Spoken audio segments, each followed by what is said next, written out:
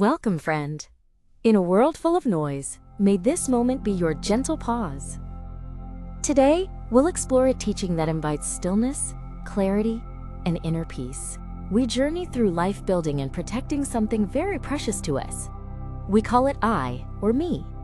It is the story we tell ourselves, about ourselves. But have you ever noticed how easily this I can be hurt? A word of criticism, a moment of being overlooked, and suddenly we feel a deep sting of pain? It can feel as though our very foundation is shaken. The Buddha taught that this clinging to a fixed, separate self is a primary source of our suffering. He showed us that perhaps the ego is the enemy of the peace we seek, not an enemy to be fought, but a shadow to be understood. Let us explore this together with kindness and curiosity. What is this ego, the sense of self? And how can looking deeply into its nature lead us not to emptiness, but to profound freedom? This self, this ego, is a construction. It is built from memories, experiences, beliefs, and the labels given to us by others. It is the title we hold, the roles we play, the image we project. We spend so much of our energy polishing and defending this identity. When someone praises it, we feel inflated, happy. When someone challenges it, we feel deflated, angry, or afraid. This is the game of the ego. It is a constant cycle of seeking validation and avoiding invalidation. It creates a deep-seated fear of loss, because if the ego is who we are, then losing face feels like losing our very being. This attachment to I and mine is what the Buddha called ngachap, or ego clinging. It is like holding a burning coal in your hand and believing the coal is you. The holding is the problem, not the coal itself. It drives us to compare ourselves to others, leading to jealousy or pride. It makes us feel separate, alone in our struggles, disconnected from the world around us. This clinging is like trying to grasp sand. The tighter you squeeze, the faster it slips through your fingers. The more we try to solidify a permanent self, the more we experience the suffering of its impermanence. Take a gentle breath. Can you feel the truth in this? Can you recall a time when your ego felt threatened and the wave of suffering that followed? This recognition is the first step toward healing. Now, the Buddha's teaching on this subject is not a sentence of doom, it is the key to liberation. This teaching is called Anatta, or non-self. Anatta does not mean that you do not exist. It is not a teaching of nothingness. It means there is no permanent, unchanging, independent soul or I at the core of your being. Instead, what we call a person is a dynamic process, a beautiful and complex assembly of 5 elements.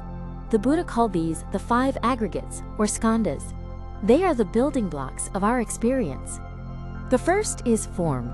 This is your physical body. It is made of the earth, water, fire, and air of this planet. It is constantly changing, breathing, aging. It is not a fixed thing, but a river of matter. The second is feeling. These are your sensations: pleasant, unpleasant, or neutral. A warm breeze on your skin, the sting of a sad memory, the taste of food. These feelings arise, stay for a moment, and pass away. The third is perception.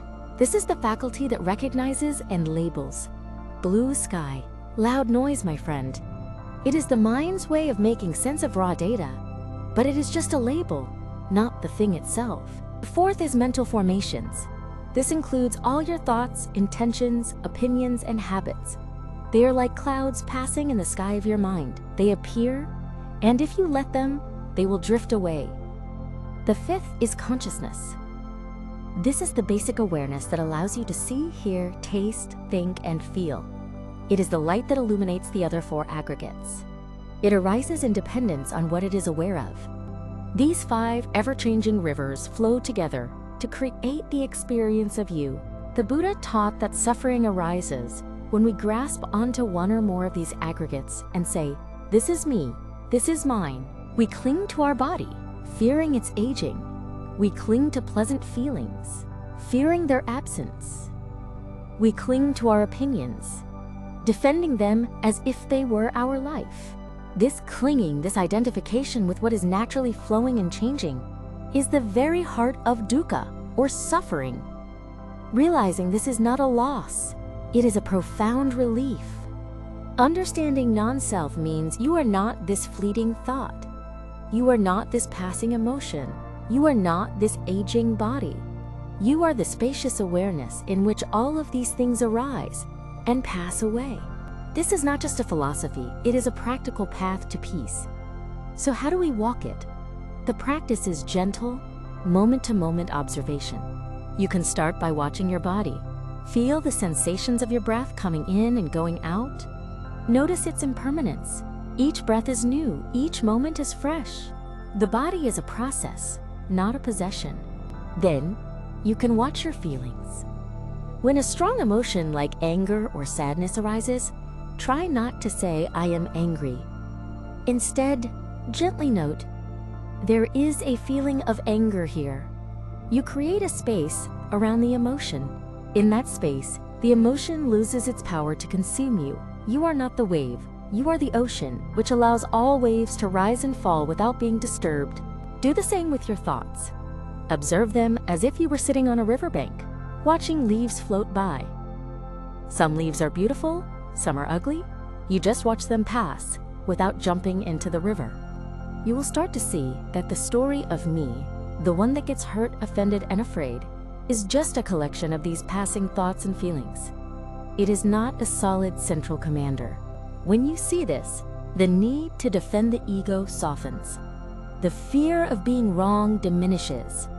You become more flexible, more open, more resilient. Living with the wisdom of non-self does not make you cold or detached. On the contrary, it opens the heart to true compassion. When you see the illusion of your own separate self, you see it in others too. You understand that their anger, their pride, their fear, all come from the same painful clinging to a fragile ego. Your heart naturally softens. You see their suffering, not just their behavior. This is the true peace the Buddha spoke of. Not a peace that depends on getting what you want or being praised. It is a deep, unshakable peace that comes from letting go of the struggle against reality. It is the freedom of a bird flying in an open sky. The sky does not cling to the bird, and the bird does not cling to the sky. There is just graceful, effortless movement. The journey of realizing non-self is a journey of liberation.